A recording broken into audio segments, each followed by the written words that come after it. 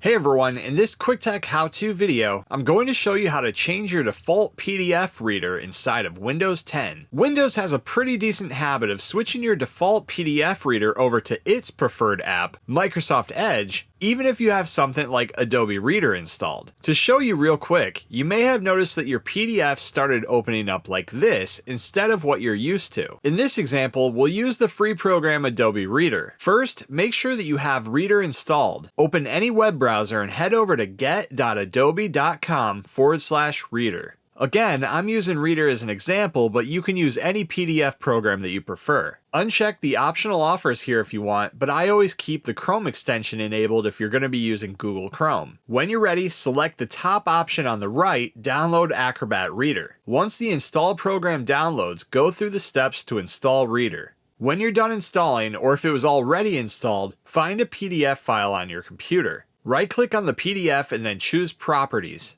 You'll notice here next to Opens With that it'll say Microsoft Edge. Click Change. In this dropdown, find and choose Adobe Acrobat Reader. If you don't see it right away, you may have to choose More Apps at the bottom. Once you have it selected, hit OK. You'll then see that the Opens With will change over to Reader. Now hit Apply and then OK. Now when we open up the PDF file, it'll go back to opening up inside of Reader like we were used to. And that's how you change your default PDF reader inside of Windows 10. Thanks for watching. Please like and subscribe and stay tuned for more quick tech how-to videos.